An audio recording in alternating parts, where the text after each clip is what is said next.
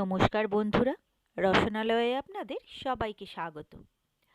আমার আজকের রেসিপি হলো শাহি পনির।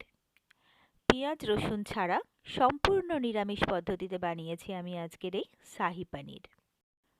এই শাহি পনির খুবই কম সময়ের মধ্যে আর খুবই সহজ পদ্ধতিতে কিন্তু বানানো যায়, আর এটা খেতেও কিন্তু হয় দারুণ টেস্টি।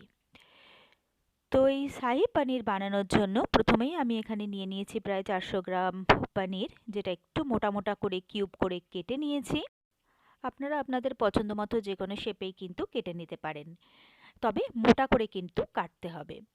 এরপরে একটা মশলা প্রিপেয়ার করার জন্য আমি গ্যাসে বসিয়ে দিয়েছি একটা প্যানে দিয়ে দিলাম প্রায় দুটো বড় বড় টমেটো, দিয়ে দিলাম 1 টেবিল চামচ আদা কুচি, দিয়ে দিলাম দুটো কাঁচা লঙ্কা, দিয়ে দিয়েছি দুটো লবঙ্গ, 3টে এলাচ, একটা দারচিনি, দিয়ে দিয়েছি তেজপাতা, আর দিয়ে দিয়েছি 1 চা চামচ কাশ্মীরি লাল লঙ্কার গুঁড়ো, দিয়ে দিয়েছি স্বাদ মতো নুন, দিয়ে দিয়েছি 1.5 টেবিল চামচ কাজু বাদাম আর 1 টেবিল চামচ চারমগজ, আর দিয়ে দিলাম 1 টেবিল চামচ বাটার। এবারে অল্প একটু জল দিয়ে দিলাম। এবারে সবটাকে ভালো করে আমি মিশিয়ে দিচ্ছি। এটাকে সবটাকে ভালো করে মিশিয়ে দিয়ে এটাকে আমি ঢাকা দিয়ে দেবো সেদ্ধ হওয়ার জন্য। তো কয়েক মিনিট এটা ঢাকা দিয়ে দিয়ে দেবো। আর কাশ্মীরি লাল লঙ্কার গুঁড়ো এই কারণেই দিলাম যাতে এটা ঝাল না হয় অথচ রঙটা সুন্দর আসে তার জন্য। তো এবারে কয়েক মিনিট পরে আমি ঢাকনাটা খুলে নিলাম। আমার কিন্তু সবটা বেশ ভালোভাবে সেদ্ধ হয়ে গেছে, টমেটোগুলোও কিন্তু ভালোভাবে নরম হয়ে গেছে। এবারে আমি গ্যাসটাকে বন্ধ করে দেবো আর কিছুক্ষণ রেখে দেবো একটু ঠান্ডা হওয়ার জন্য। তো কয়েক মিনিট রেখে দেওয়ার পরে এটা বেশ ঠান্ডা হয়ে গেছে। এরপরে আমি একটা মিক্সার গ্রাইন্ডার নিয়ে নিচ্ছি, তার মধ্যে আমি সবটা ঢেলে দিলাম। এবারে এটার একটা ভালো করে স্মুথ পেস্ট আমি তৈরি করে নেব। তো আমি গ্রাইন্ড করে নিয়েছি, এরপরে কিন্তু আমার একটা স্মুথ পেস্টও তৈরি হয়ে গেছে। এরপরে আমি একটা বোল নিয়ে নিয়েছি আর নিয়ে নিয়েছি একটা স্ট্রেনার। এবারে এই মশলাটাকে আমি স্ট্রেন করার জন্য স্ট্রেনারের মধ্যে দিয়ে দিচ্ছি। তো মশলাটাকে আমি স্ট্রেন করে নেব। মশলাটা স্ট্রেন করে নিলে কি হয়, গ্রেভির যে টেক্সচারটা সেটা কিন্তু ভীষণ ভালো আসে, একদম স্মুথ হয়।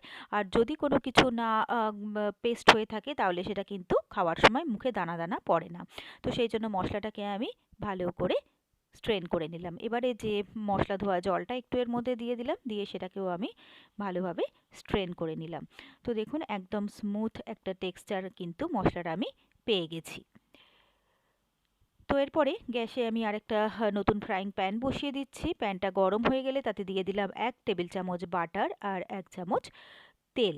এবারে বাটারটাকে একটু মেল্ট হতে সময় দেব। বাটারটা একটু মেল্ট হয়ে গেলেই আমি দিয়ে দিচ্ছি দুটো কাঁচা লঙ্কা চেরা আর দিয়ে দিচ্ছি 1 চা চামচ আদার পেস্ট। এবারে এটাকে কয়েক সেকেন্ড আমি একটু ফ্রাই করে নেব, তবে একদম লালচে করে কিন্তু ফ্রাই করব না, খুবই হালকা করে মশলাটাকে ফ্রাই করে নেব। তো মশলাটা আমার ফ্রাই করা হয়ে গেছে। এবারে যে পনিরগুলো আমি কিউব শেপে কেটে রেখেছিলাম সেই পনিরগুলো আমি এর মধ্যে দিয়ে দিলাম।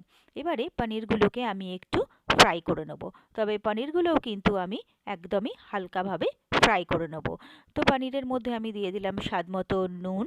এরপরে নুনটাকে ভালোভাবে পনিরের সাথে মিলিয়ে মিশিয়ে নিলাম।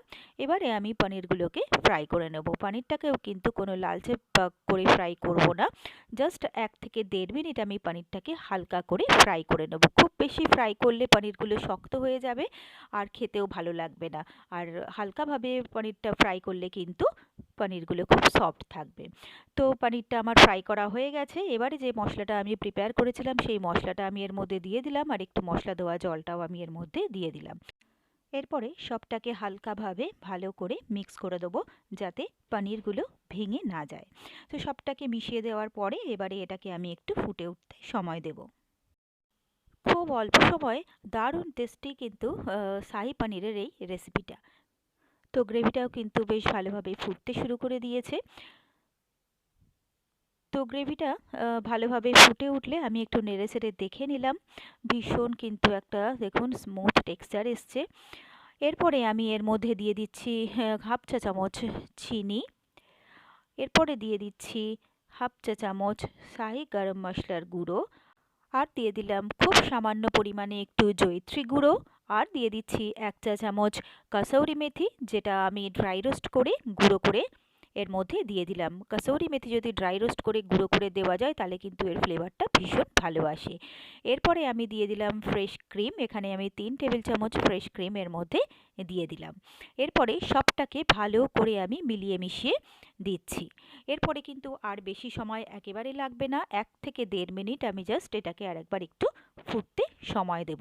তো 1-1.5 মিনিট আমার হয়ে গেছে, শাহি পনির আমার একদম রেডি। আমি গ্যাসটাকে অফ করে দিলাম। এরপরে সার্ভ করার জন্য নিয়ে নিয়েছি একটা সার্ভিং প্লেট। তো গরম গরম শাহি পনির আমি সার্ভিং প্লেটে তুলে নিচ্ছি। আর এই গরম গরম শাহি পনির লাচ্ছা পরোটা, লুচি, রুটি, পোলাও যে কোনো কিছুর সাথে কিন্তু সার্ভ করা যেতে পারে। তো শাহি পনির সার্ভ করার জন্য একদম রেডি। এবারে এটাকে আমি গরম গরম সার্ভ করে দিলাম। তো ব্যাস, তৈরি হয়ে গেল আমার খুব সহজে আর খুবই চটপট দারুণ টেস্টি সম্পূর্ণ নিরামিষ শাহি পনির। আর এই রেসিপিটা যদি আপনাদের ভালো লেগে থাকে তাহলে আপনারাও বাড়িতে ঠিক এইভাবে ট্রাই করে দেখবেন। আশা করি আপনাদেরও ভীষণ ভীষণ ভালো লাগবে।